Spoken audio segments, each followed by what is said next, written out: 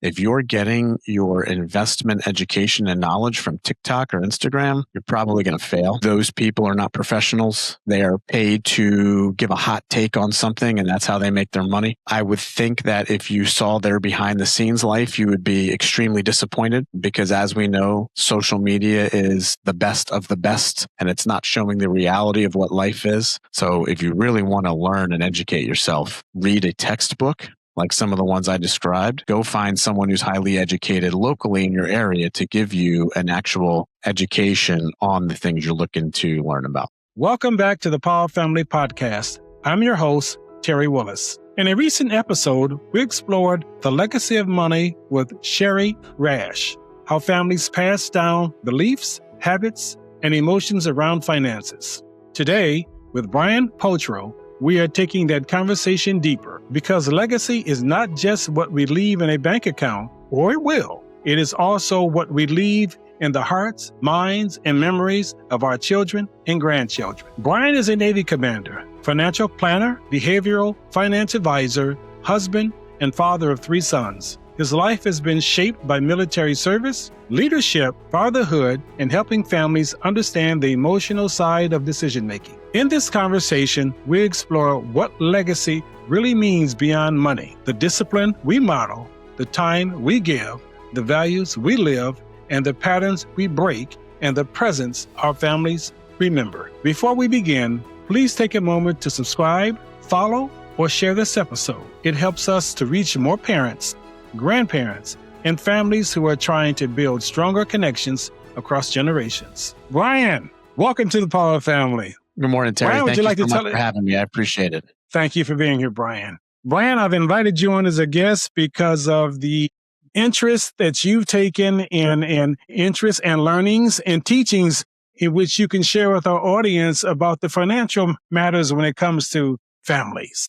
Because even though we have started this journey on bridging that conversation between the generations, money and financing is a factor. And we all know this, especially when children think that they're going to get that inheritance and it just isn't there, or they want it to be there. And share with us, Brian. Share with us where we stand in regarding to making sure that we build that inheritance and we are working with our grandchildren, our children, just to be able to leave that with them. Well, I think the question you pose is kind of a Pandora's box. And I say this to all the people that I work with. Leaving an inheritance or a legacy is a deeply, deeply personal family decision. And it is something that I think many folks struggle with. The decision to maybe cut back on the things they want to do in the fall and winter of their life to ensure that they can leave money to their heirs. Or in the inverse, there are some folks who decide, hey, I've worked my entire life. I've earned this. This is my money. I'm going to go out and I'm going to enjoy it. I'm going to see the world. And you know what? If there's nothing left, there's nothing left. But I don't have an obligation to leave anything to my children or grandchildren. You see a healthy mix of both nowadays, I believe, with our shifting culture from the silent generation through the greatest generation and now into the baby boomers as they approach retirement in terms of what they want to do with the money that they've accumulated throughout their lives. That's a point made here because I recently heard the figure is $1 trillion plus in which the boomers are going to be leaving behind. Yeah. And Brian, that's a lot of money. And that's a lot of money for children and grandchildren to be thinking about, boy, would I like to get my piece of that. Exactly. And I can imagine when it comes to other members of the family, the strife and division that could boil over because of who's going to get what. Alongside that, I think of the celebrities in which every now and then I hear about and I read about how they say they're not going to leave anything to their children. And you have to ask the question, what happened? What happened that they have taken that position that I'm not going to leave anything to my children? And as a person of my age, I get it. So I don't know if I could definitively say what happened. Let me give you a backstory on the answer I'm about to give. I joined the U.S. Navy the night of 9/11, and service has been something that has been a part of my life for a long time. So I have currently been in the Navy for 20 years now. I'll hit my 20-year mark in May. I spent 11 years of that on active duty, and I've been a reservist now for 9 years. And after I transitioned off of active duty into the reserves, I wanted to find a career where I can continue to help people and make my own hours, because obviously at that point, the Navy owned me and I was missing a lot of family time. And becoming a financial planner checked both those boxes. So I give you that backstory to tell you that even though I'm technically considered a millennial, my path has been distinct from what most millennials have done. John F. Kennedy's inauguration speech from 1961, he says, ask not what your country can do for you, ask what you can do for your country. And I think we've gotten away from that, and we are now an entitlement country, especially the younger generations. And there's no longer this sense of shared sacrifice or service. It is, how do I get mine? Meaning, hey, mom and dad, you better leave me something. How can I get a piece of that pie, even though you're the one who's worked hard your entire life for it? And I think that has permeated our culture. And there is an expectation now where parents and grandparents will sacrifice their retirement to ensure that the younger generations have something that's left to them. Brian, you struck a chord there, because my wife and I, she has a very close friend of hers, and that is exactly what this grandmother has done for her children, and now passing it on to the grandchildren. She sacrificed her life savings for these kids. And I kind of cringe at the thought of it, because we see what she's going through now. But because of that very same position that you say these younger generations are taking, I've got to get mine, and what are you going to leave me? It's scary to think that what they may not do to help her as she gets older now. I helped a friend of mine in his healthcare business, and I would help with his patients, and I would talk to the older people there. And it got very personal to me when I asked them about their families. What happened? It was some sad stories, and some of the reasons why they are there because of money. Because the kids, they wanted theirs, and they wanted it now. And I'll leave that there. So I find it very emotional and touching because of that. And I'm glad that you brought that up, Brian, because it's the truth. This generation now, ask not what you can do for the country, but what can you do for me now? And that's a very fine way to put it. Very fine. So when you hear the word legacy, what does that word mean to you beyond money or inheritance?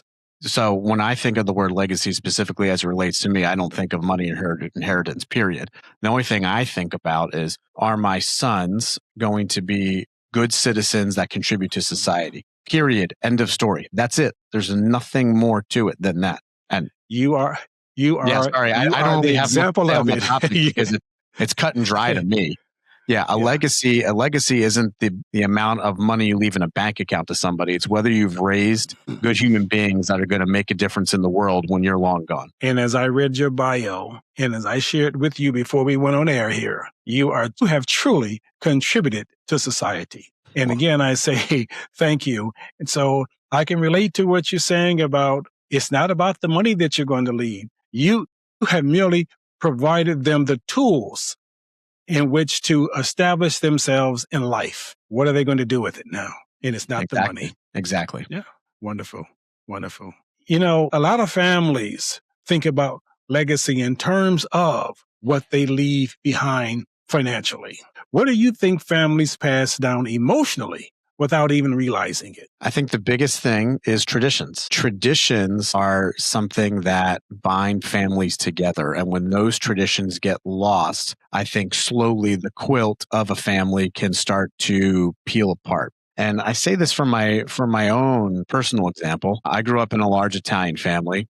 I'm from just outside of Philadelphia, so a lot of them lived in Philadelphia. And I'm going to say something that's cliche, and as soon as I say it, you're going to know. But a lot of Italian families used to get together all the time for Sunday dinner. Every Sunday we'd get together. And then in the 90s, my great-grandparents passed away, so we stopped going down to Philadelphia to their house for dinner. And then my grandparents lived literally right down the street from where I'm sitting now, and we would always have Sunday dinner at their house. But as their health deteriorated, those things became less and less. And in today's society, one of the unfortunate things that we are now programmed to think is that more is more. Meaning, if my Google Calendar has 74 different colors on it and I look busy, it must mean I'm doing well. And I was just on another podcast a few weeks ago talking about how my mindset is the exact opposite of that. I want to clear the table because there is no way that I can remain grounded and see the purpose of life and enjoy life if I'm running from A to B to C to D every Saturday and Sunday. I'm not present in the moment with my wife and kids. And I think society has kind of torn that apart. So like when my grandparents' health started deteriorating, the tradition of Sunday dinners slowly dissipated as well. And about 7 or 8 years ago, I tried to bring it back, but everybody's so busy that they can't, commit to doing that anymore. And the lack of tradition, even whether it's a broader ubiquitous tradition to a culture or something like that, or something that is a innate small tradition to your family itself, when those things get left behind, I think the true value of what you're passing on also deteriorates too, because without those shared traditions, without those shared memories, without that shared purpose, what binds you as a family besides blood? Yeah.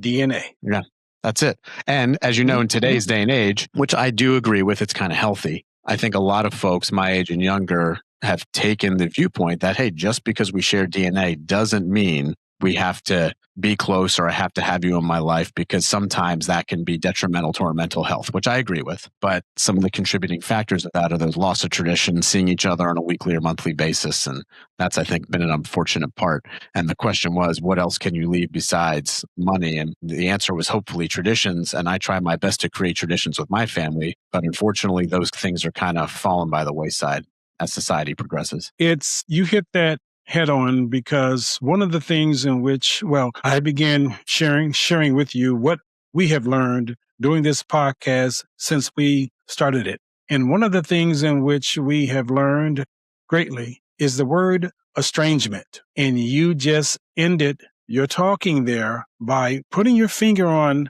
estrangement.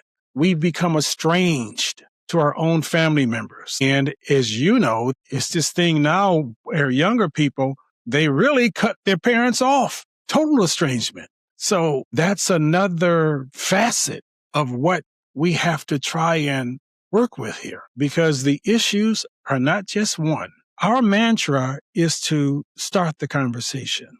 But so many people, as we are learning, they don't even want to have a conversation. So I just had to add that to what you're saying. And so doing, in your work around behavioral finance, what patterns around money, discipline, communication, or success do you often see being passed from one generation to the next? I think the biggest thing is fear of the unknown.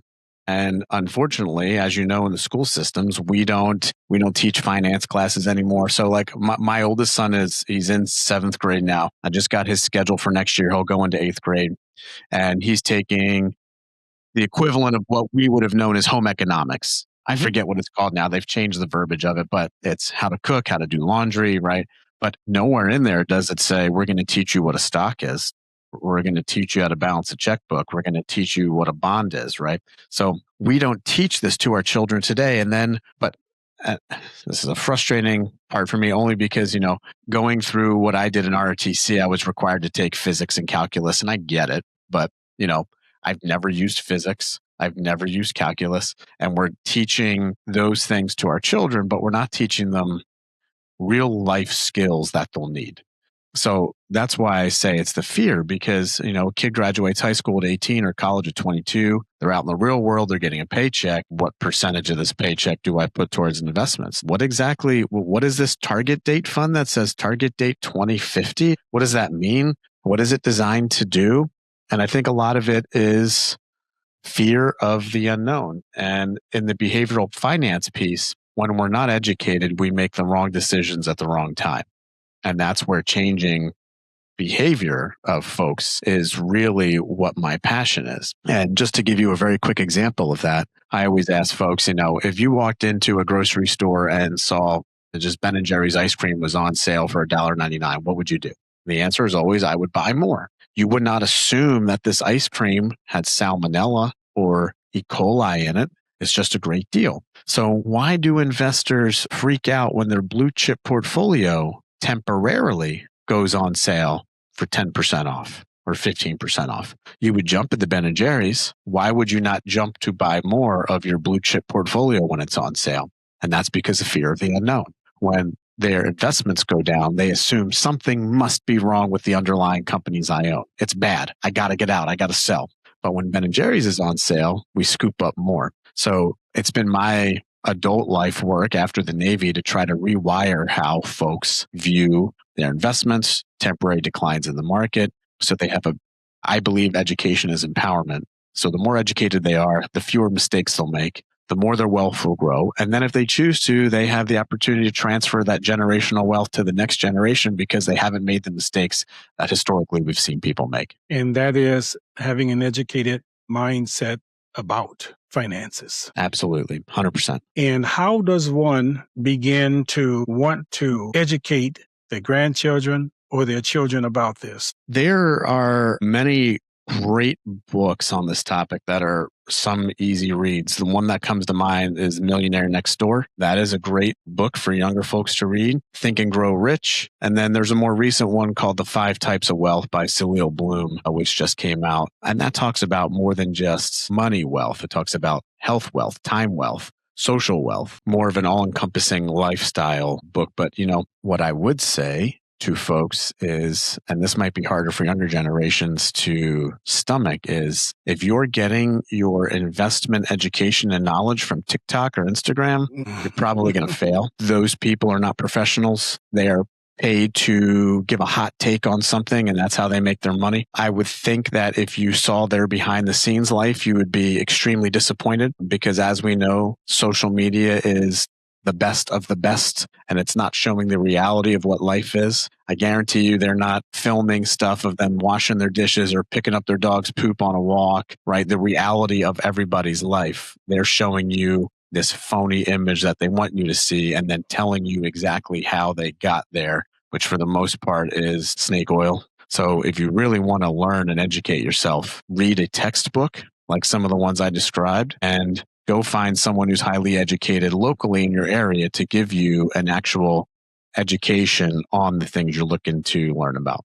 Fantasy TV, I understand. Fantasy social media, I understand it. You work in financial planning, but also in the emotional and behavioral side of money. What do you wish more parents and grandparents understood about how money decisions are connected to fear, love, security, and family history? I think the thing I wish the most is as parents age and get older, we're talking in their 60s and 70s, they would begin to open up and start to have conversations with their kids about what the future holds, what their estate looks like. And again, what I'm saying is it's a completely personal decision. So this is my personal opinion. It doesn't mean that's right for everybody. I don't understand the point of keeping everything a secret locked away in the vault until the day after someone passes away. And then poof, this genie opens up and, the person who's been left to be the executor says, oh my God, there's 28 accounts here. I always thought mom and dad had 2. Then they're struggling to sift through everything and figure it all out. And where is this and where is that?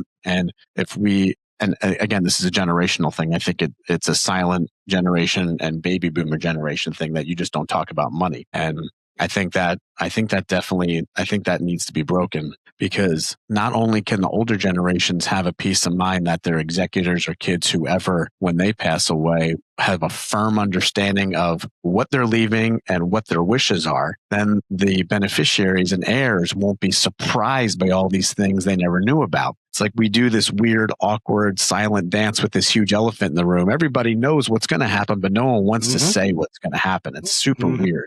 So I just think, and society has made good progress in terms of, talking about mental health and, work-life balance, but we're still behind in opening up about money, especially generational stuff.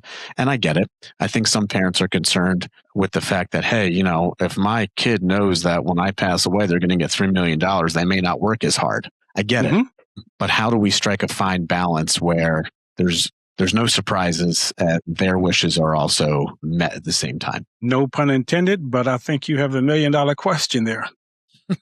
Or a few million and even more. Yeah. We know what I mean there. That $1 million question is the amount of money that their parents, that grandparent or parent is going to leave behind. Okay, that's the connection there. That's all. Absolutely. Many parents and grandparents want to break unhealthy cycles.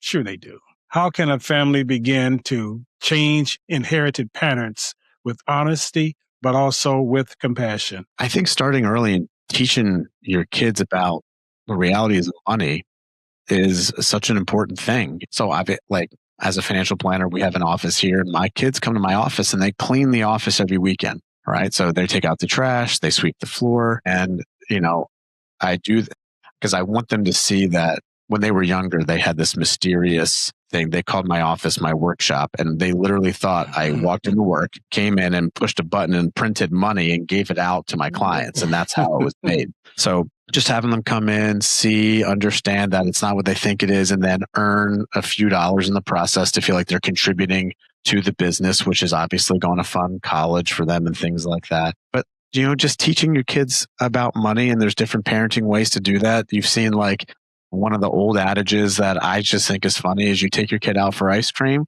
and once they get their ice cream from whatever, you literally bite 20% off of it, and that's the ice cream tax, right? That's showing them that, hey, even though you have this thing, you owe the government something. There's many different creative ways that we can instill in even the youngest of children what the real world's going to look like, so we can build those patterns for the future. Because if we don't start young, there are many children who just genuinely believe money is printed out of thin air. I'll never forget my cousin. So I work with my uncle. So my cousin, his son, they went to an ATM machine. This is 15 years ago. And he puts his card in the ATM machine. Money comes out. And my cousin said to my uncle, "Really?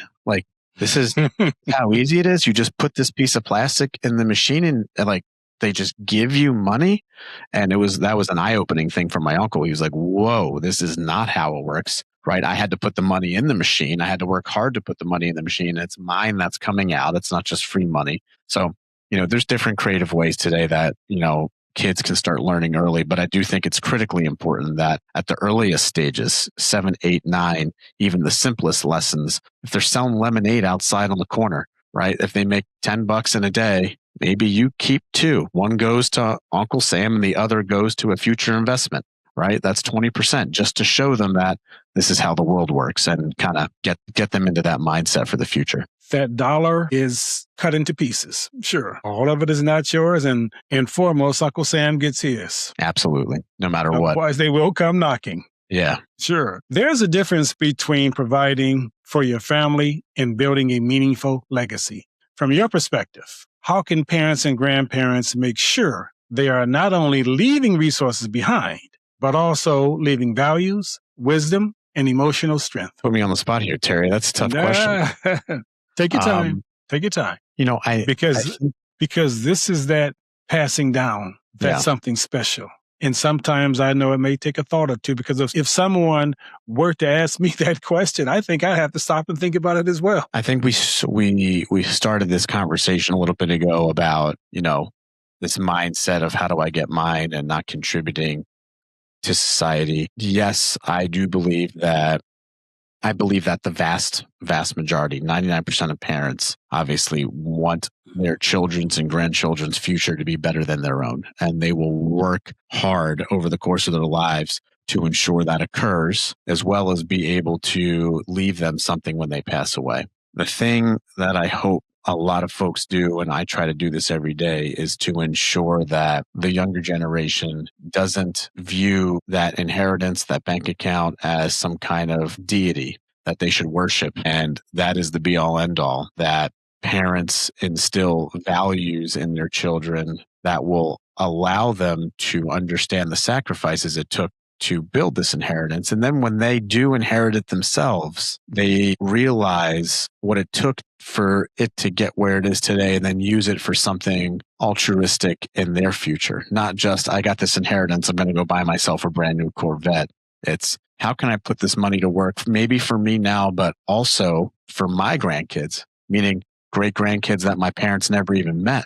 That is a generational legacy.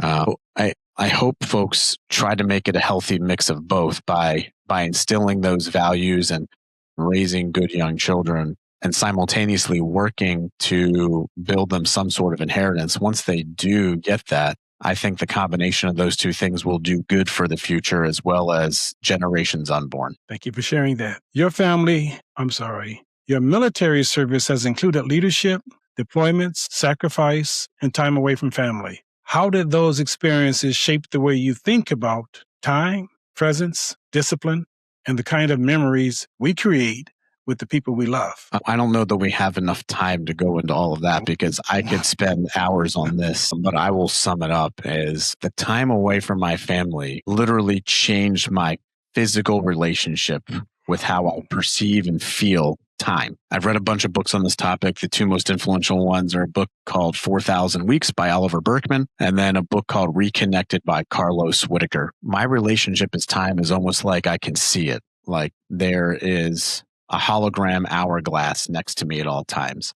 And if I am not using the time I have been gifted by God with my day in a way that's going to bring some sort of value to my life, I view it as a waste. And what I mean by that is I viscerally hate cell phones. It frustrates me when I see parents out to dinner with their kids and they're sitting on their phone, not communicating with them, because I look back and think to myself, God, I was gone from my family for years over the course of, multiple deployments. I wish I could have that time back and I never will. And now you have this time with your kid. You're sitting in front of the meeting dinner and you're looking at social media and not engaging with them. How's their day? What are their dreams? What do they want? So time has really changed for me where I actively look for and seek out ways to enrich and deepen relationships, as well as cast aside the BS that doesn't matter today and will never matter in the future, which is most of the crap you see on social media, and just try to be as present as I possibly can. And full disclosure, there are times when this relationship I have with time can be a detriment because, after a weekend, I may reflect on a Monday morning if I spent my time wisely. And sometimes it can be a mental head game where I beat myself up if I think I have made a misstep, which is obviously not healthy. But I think for the most part, my relationship with time has created a bunch of positives because the folks that are close to me, my wife, my kids, they know that when we're engaged in something together, they have my full attention. I am fully present. The distractions of the outside world, of which, again, the majority do not matter, are gone far away, and I am here and focused on the time we get to spend together. In that same line, many parents and grandparents look back and wonder if they were too busy, too stressed, too strict, or not enough emotional presence in their grandchildren or their children's lives. For someone who feels that way, is it ever too late to repair, reconnect, or begin changing the legacy they have? No, I don't think it's ever too late. And I'm happy you said that, Terry, because, in every study in the history of the world that has ever been done of the regrets of the dying, no one, and I mean no one on their deathbed has ever said, I wish I had spent more hours at the office. I wish I had spent more time scrolling on my phone. No one's ever said that. The number one regret of the dying is, I wish I spent more time with my family. 100% every single time. That's number one. So no, I don't think it's ever too late to start, but you have to be conscious and aware of being able to build a wall around the things that don't matter, being able to take this thing and put it somewhere where it can't distract you at all and where it's meaningless. And, one of the things that this book Reconnected talks about is humans have lost the ability to be bored, and being bored is something that creates ingenuity through imagination. And we've lost that art. If we're bored, here's what we do. I'll distract myself with whatever's here. If we're bored and we have kids and we don't have this phone, what do? Let's make up a new game. Let's build a fort with sticks. Let's go draw some chalk figures on the driveway. Boredom breeds connectivity, and you don't need the distraction of the phone to help you deal with boredom. I think that's anyway, your question was, is it ever too late? The answer is no, it's never too late, but I think you have to have a mindfulness practice of how to get rid of the distractions and be uncomfortable with being bored in certain situations, and know that that boredom is eventually going to bear fruit as you become comfortable sitting inside of it. Well stated. Really well stated. I like that. Thank you. And as you were stating that, I was wondering, how can I package that and be able to put it in front of people, or the people in which I have been in front of, will be in front of? How can I purposefully, intentfully share that thought with them? And where there's a will, there's a way. Absolutely. What are the conversations families should be having now across generations about money, values, responsibilities, love, forgiveness, and what really matters before those conversations become harder or impossible to have? I think it's just something we discussed earlier, is that understanding that, I think the younger generations today, when they look at YouTube, Instagram, and TikTok, they believe that they can just, go out there, do some crazy thing that goes viral, get a niche market where you eat the worst food at all the worst restaurants and put a video out there about it and get rich. And I think society has moved away from saying, yeah, this life takes some sacrifice and hard work. It's now moved towards, man, if you just get this one viral moment, you're set for life. And I think that has permeated throughout younger generations. And as you and I both know, it's false. It's a pipe dream. It's Yes. I'll just use the example of NIL right now in college sports, right? Mm-hmm. There's a lot of kids playing college sports right now that are going to make more money in college than they ever will for the rest of their lives. Yes. And how do we as a society reckon with that? We're going to pay the starting offensive tackle for the University of Alabama $800,000 a year. He may not go to the NFL. He's got more money than he's ever had. But when he graduates with his degree, is he really going to think that? Is he really going to want to go be a car salesman or an insurance salesman and make $100,000 a year after he just made $800,000 a year for playing 14 games? And it's the same thing with the TikTok stuff.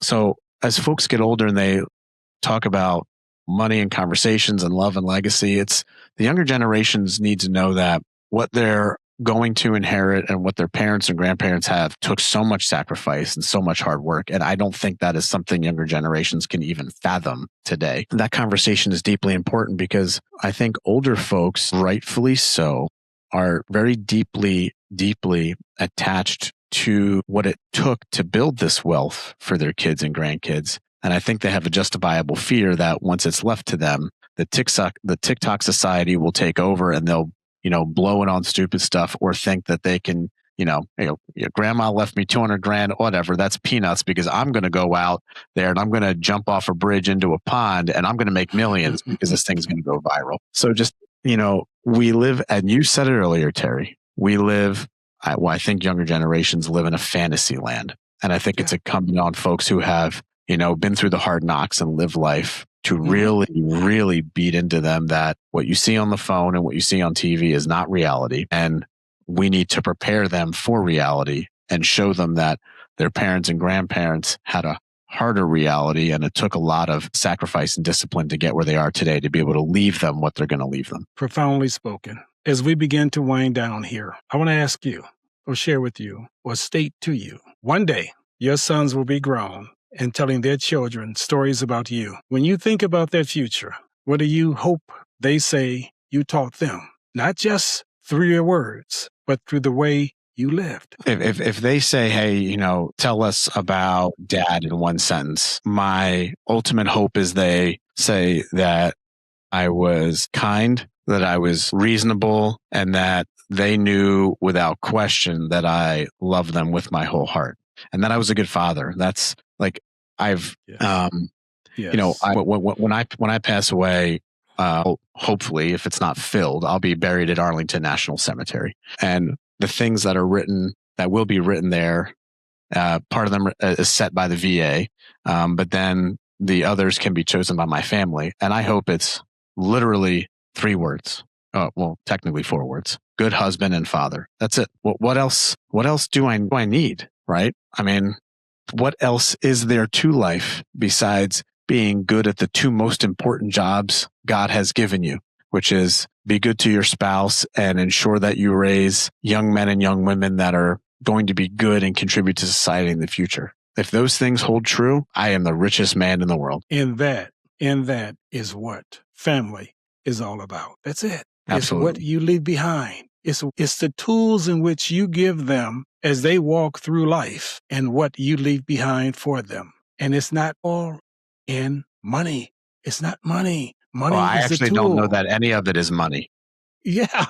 Money is no more than the tool. That's all it is. Yeah. And speaking of the tool, do you have any tools in which you can contribute, that you can pull from out of your little treasure box, that you can share with our audience? How can they contact you? Where can they find you?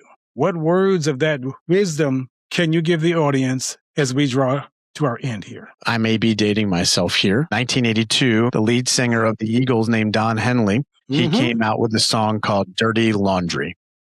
And the song Dirty Laundry was as relevant in 1982 as it is today. And what I hope folks take away, if you haven't heard the song, go listen to it, read the lyrics.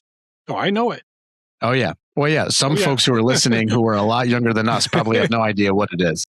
I know it. What you need to take away from that is that fear sells. And what I mean by that is there's no channel that's called the Good News Network. And even if there was, 4 people would watch it, because no one is going to tune in to hear how Timmy planted his garden down the street and it grew. People are attracted to fear. And that's been psychologically proven. That's how you garner advertising dollars. So when you're tuning in to CNBC and you see Jim Cramer smashing his stupid little sound effect buttons and throwing his chair across the set, you should understand that it's theater. It's theater to sell advertising dollars, and fear sells. The word of wisdom or advice I would give folks is turn off the TV. Yes. Because everything that comes out of it is garbage. And if you can block out the noise, you'll be successful at investing. And this is essentially the crux that goes down the rabbit hole of behavioral finance. To answer your question, where you can find me, Facebook, Instagram, LinkedIn, Brian Pultro. I'm the only person on planet Earth with that name. So it's super easy to find me. And then spell that, please, for the audience. Spell that, please. Brian, and then last name is Pultro, Pultro, and Brian's with an I. Again, the only person on planet Earth with that name. If you Google me or look me up in ChatGPT or whatever, you'll have no problem finding me. And then the website is pultrofinancialmanagement.com. And just, turn off the TV. That's the biggest thing that I can tell everybody, because nothing good comes of it if you sit there and just destroy yourself with fear all day, every day. As we used to call it way back when, the idiot box. Yeah, absolutely. Thank you for your time, Brian. Terry, thank you so much. It's been wonderful, and I really appreciate you inviting me on. Thank you. And I appreciate you being here as a guest and sharing your thoughtful wisdom. Thank you. Thank you. What a meaningful conversation with Brian Pultro. This episode reminds us that legacy is not just what we leave for our families. It is what we leave in them. Money matters, but so do our values, our words, our habits, our discipline, our presence, and the way we make our children and grandchildren feel. The good news is, legacy is still being built. It is being built in everyday choices, honest conversations, repaired relationships, and intentional moments with the people we love. So as you leave this episode, ask yourself, what do I want my family to remember because of the way I lived? If this conversation spoke to you, please subscribe, follow, leave a review, share it with someone you love. Every share helps us reach more families who need these conversations. Thank you for listening to the Power of Family podcast. Until the next time, keep building a legacy that lasts far beyond money.